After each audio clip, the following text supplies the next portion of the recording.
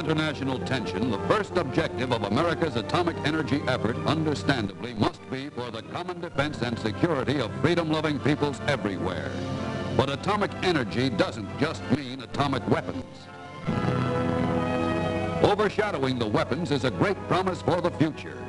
You, the American people, are stockholders in one of the world's largest corporations, the vast government-controlled atomic energy industry, involving a tremendous program of research and development to fight disease, to provide valuable radioisotopes, to develop power to propel ships and planes, and potential economical electricity for American industry.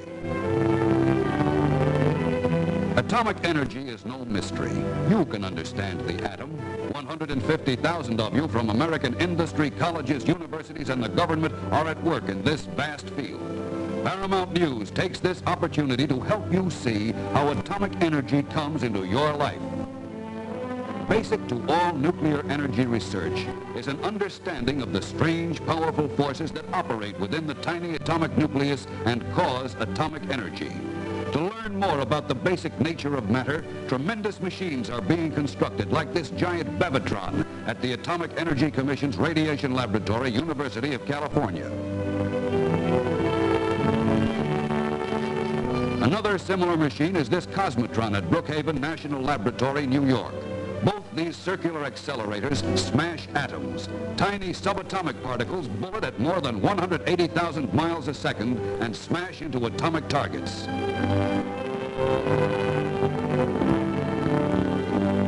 The basic research we've seen is unclassified. However, much atomic energy work is still secret. This military protection in the Washington State desert is for the Hanford Works, AEC's plutonium-producing factory. And at Los Alamos Scientific Laboratory, security-minded employees are checked carefully at this vital experimental center in New Mexico. At Los Alamos and elsewhere, a highly developed communications network makes it possible for security officers to keep in touch with patrols that range through the isolated areas around atomic energy sites. The security system during World War II veiled the operations of the water boiler reactor at Los Alamos. Today it is unclassified, a valuable research tool. An atomic reactor is a machine for converting the energy of nuclear fission into forms that can be turned to useful purposes. An operating atomic reactor like the water boiler is a controlled nuclear reaction, just as the explosion of an atomic bomb is an uncontrolled nuclear reaction.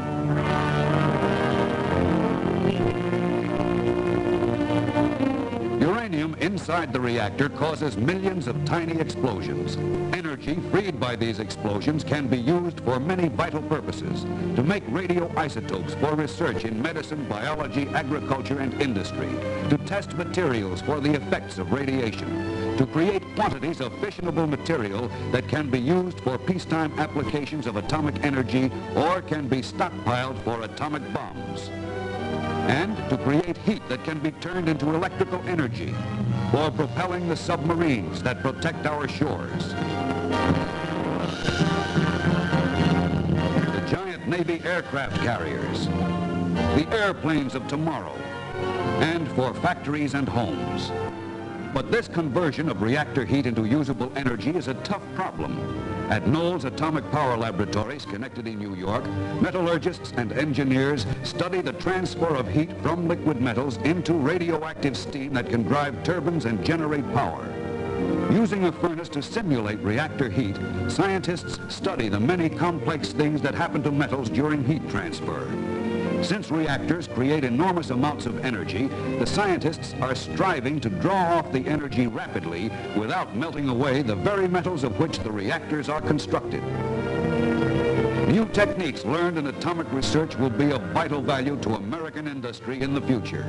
But to do the important metallurgical and chemical work with dangerous radioactive materials and to discover the metals and alloys that will make atomic energy work for mankind requires special safety precautions. Remote handling equipment such as this master-slave manipulator makes it possible to examine radioactive metals in great detail and yet remain separated from the metals by 3 feet of glass and concrete. The lobster-like claws of the manipulator are geared to grips in the hands of the scientist on the outside. Safely and with relative speed, he can saw open a container of radioactive metal, select one specific piece, test it for hardness, examine it under a microscope, or give it routine chemical treatment.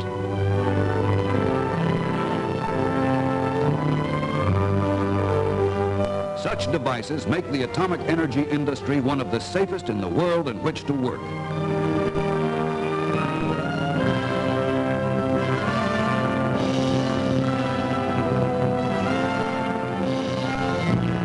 All this important research has great meaning for the world of today and tomorrow, where the atomic energy program is a bold experiment in science, in economics, and in cooperation between government and private enterprise for the benefit of all mankind.